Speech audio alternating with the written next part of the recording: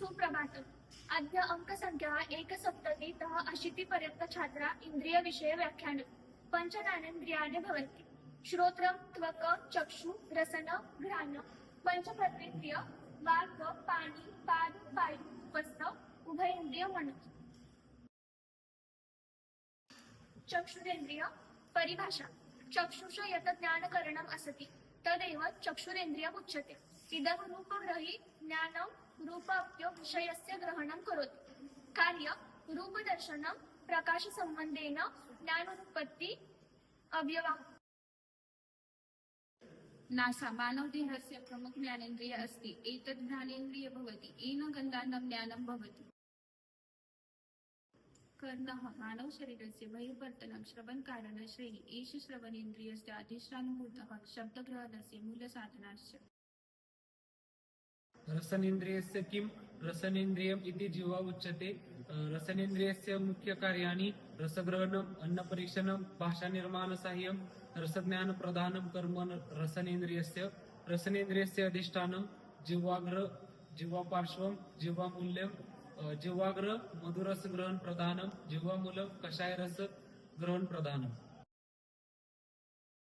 त्वचा किं त्वचा मानव शरीर बहिर्वर्तिनी रक्षाकारिणी आवरणश्रेणी एषा स्पर्शनेन्द्रियस्य अधिष्ठानभूतः शरीरस्य संरक्षण करति।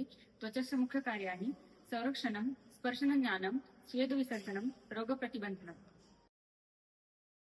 परिभाषा। यत शब्दनिर्माण कार्यं करोति तदेव वाक् नाम कर्मेन्द्रियं स्थानं कंठ विषय शब्द करणं जीवा कंठ तालु। पाणी पंचेषु कर्मेन्द्रियेषु पाणिः प्रमुखतया अधिष्ठितमस्ति। पाणिकार्यं वस्तुग्रहणं सञ्चालनं लेखनं निर्माणकर्म। पाणे अधिष्ठितं हस्तभागाः अङ्गुल्यः पाणितलम्। पादः किं मानव शरीरे पादः कर्मेन्द्रियभूतः अंगविशेषः गमनं धावनं स्थितिः च अस्य मुख्यक्रियाः। पादस्य मुख्यकार्याणि गमनं समर्थनं धावनं। पादस्य अधिष्ठाता देवता विष्णुः पादस्य अधिष्ठाता देवता पादस्य अधिष्ठान महाभूतः पादस्य अधिष्ठान महाभूतः पृथ्वी महाभूतम्। आयुर्वेद महत्व पादतले अनेकानि मर्माणि सन्ति। बुध परिभाषा। बुधदेहस्य स अन्तिम भाग अस्ति येन पक्वस्य आहारस्य किट्ट बहिः निष्कसते। बुध संरचना। बुध प्रमुखा त्रीणि वलय अंगानि सन्ति याति मलस्य धारणार्थ नियन्त्रणार्थ च कार्याणि कुर्वन्ति।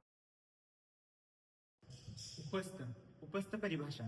उपस्थो नाम जननांगम तदेव कर्मेन्द्रिय सुखप्रजननयो करण। उपस्थ कर्मेन्द्रियस्य कार्याणि प्रजननं कामना बीजनिर्माणं सुखवेदना अनुमिति।